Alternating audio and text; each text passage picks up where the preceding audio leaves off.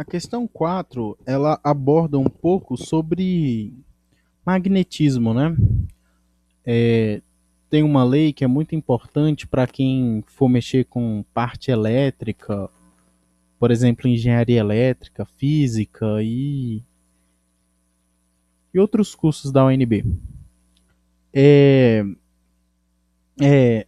a lei ela fala sobre o fluxo, a lei de Ampère. Ela relaciona o fluxo com uma DDP induzida. Então, é importante você, se você for trabalhar com elétrica ou algo parecido, entender um pouco sobre fluxo.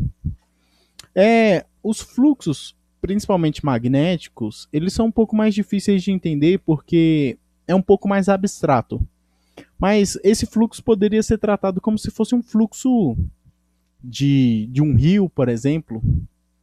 Imagine que tem um certo rio e aqui você tem um anel, né? Lá ele está falando de uma espira, mas uma espira é nada mais nada menos que um anel. E aí, nesse fluxo, para a gente ver o valor do fluxo, o fluxo depende da área do anel. Por exemplo, quanto maior o anel, mais líquido, se fosse num rio, mais líquido passaria dentro do anel. Ele depende também da correnteza do rio. Quanto mais correnteza tem no rio, mais água passa num certo período no anel, na espira, né, no caso. E ele também depende do ângulo. Por exemplo, quanto mais inclinado o anel, menos passa líquido. Por exemplo, o anel quando ele está nesse ponto aqui, é o ponto onde mais passa água. Então ele depende basicamente de três coisas: da área, que está aqui, simbolizado como A. O B aqui ele fala sobre o campo, mas no outro caso, quando estamos falando de um rio, ele fala da velocidade do rio.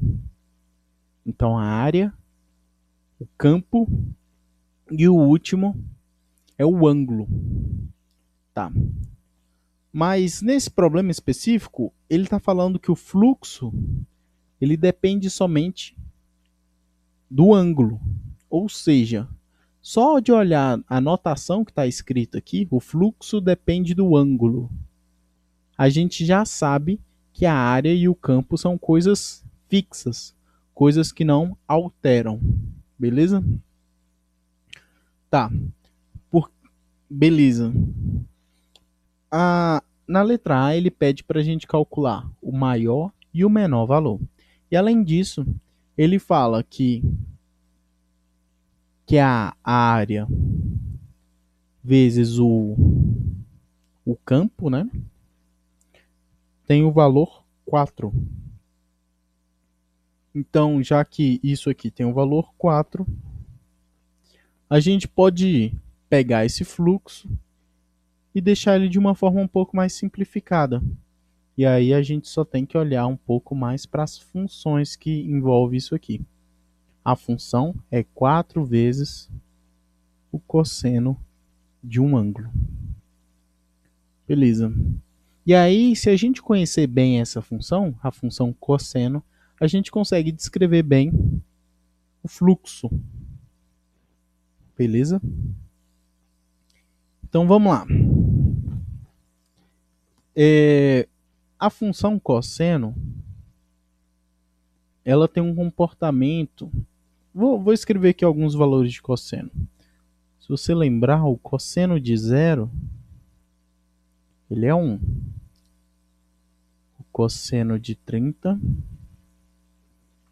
ele é raiz de 3 sobre 2. O cosseno de 45,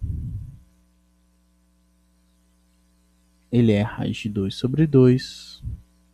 E o cosseno de 60 é meio. E o cosseno de 90 é zero.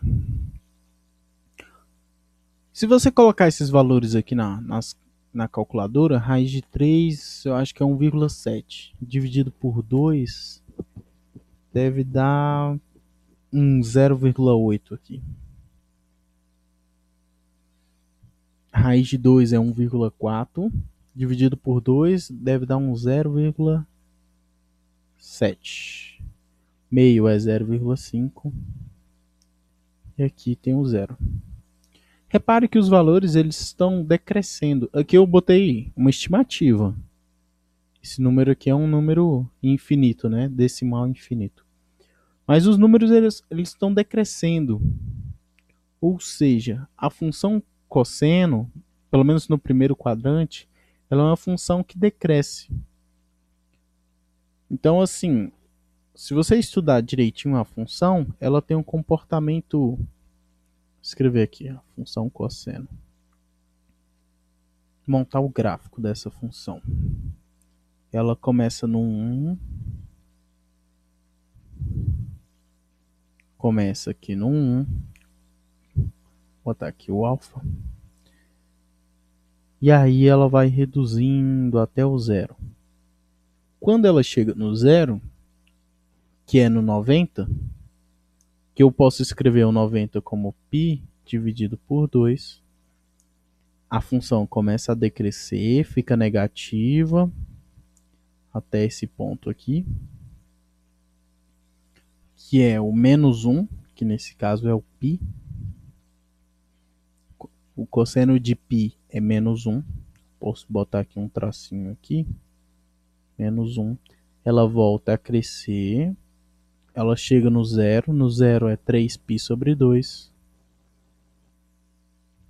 E aí ela chega aqui no mesmo ponto no 2π. E assim a função se repete. É uma função interessante porque ela provoca um comportamento de onda aqui.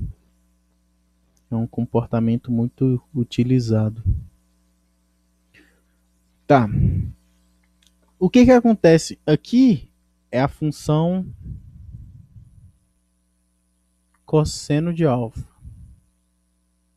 que acontece se a gente multiplicar essa função por 4?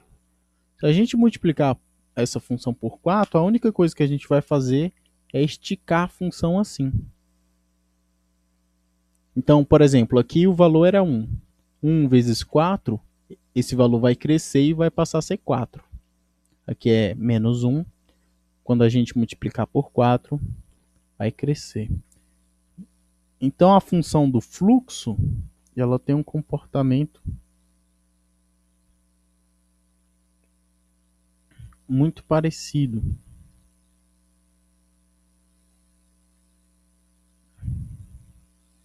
Aqui eu fiz o desenho de 0 até 2π. Aqui é o 4. Aqui o valor mais baixo ele é menos 4.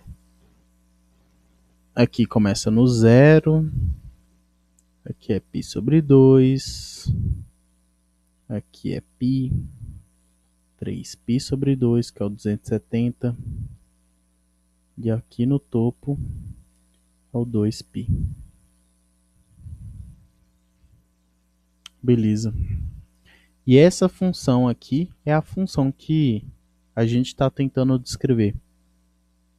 Função 4 vezes cosseno de alfa. Você normalmente aprende a montar essas funções no segundo ano do ensino médio, uma matéria chamada trigonometria. Você aprende a montar vários gráficos de funções trigonométricas. Por exemplo, cosseno, seno, tangente, secante, várias outras funções. Beleza?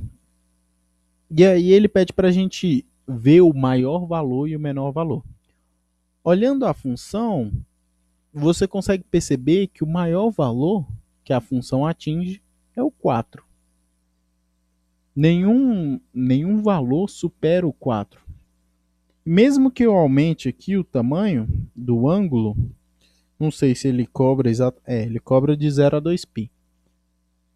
Mas nesse intervalo de 0 a 2π, em nenhum momento a função passa do 4. Então o 4 é o valor máximo. Em nenhum momento ela passa de um valor menor que menos 4. Então, menos 4 é o mínimo.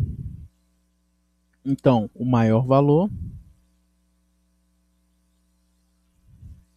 é o 4. E o menor é o menos 4. E para eu responder isso, eu tinha que conhecer o comportamento da função cosseno e conhecer o que acontece quando a gente multiplica essa função por um determinado valor, como por exemplo 4. Então, a função cosseno ela é uma onda. Quando você multiplica por 4, a única coisa que muda aqui é a proporção do gráfico. Beleza? Então, maior 4, menor menos 4.